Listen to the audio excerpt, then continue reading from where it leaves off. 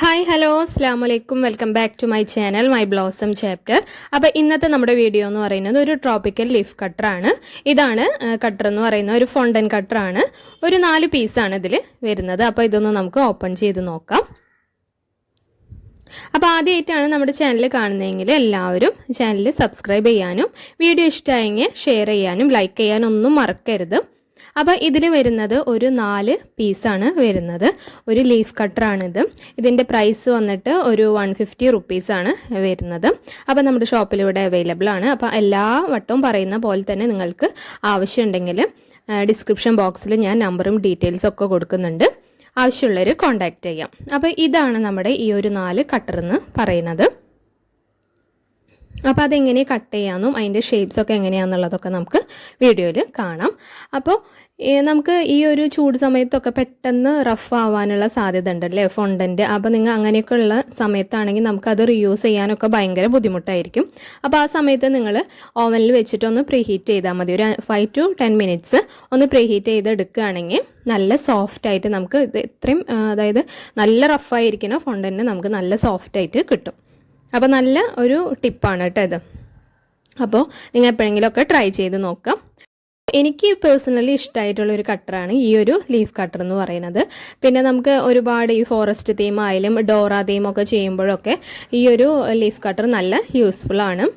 സൈഡിലും ഒക്കെ കൊടുത്താൽ നല്ല കേക്കിനായാലും നല്ല ഭംഗിയാണ് കേട്ടോ.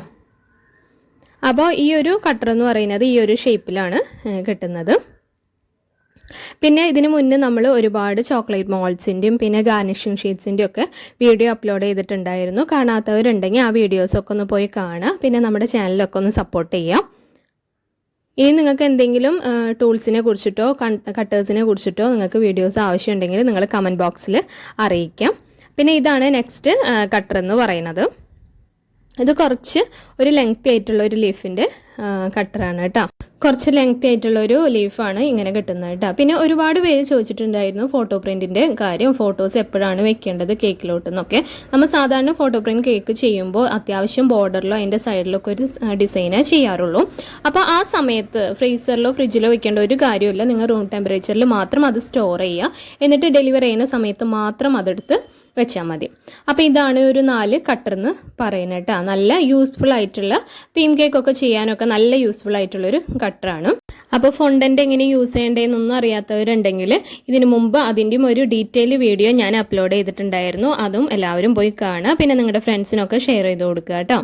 അപ്പോൾ ഇതാണ് ഈ ഒരു 4 കട്ടർ എന്ന് പറയുന്നത്.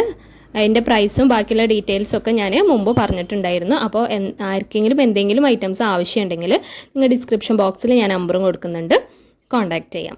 അപ്പോൾ ഇതാണ് ഇന്നത്തെ വീഡിയോ എന്ന് പറയുന്നത്.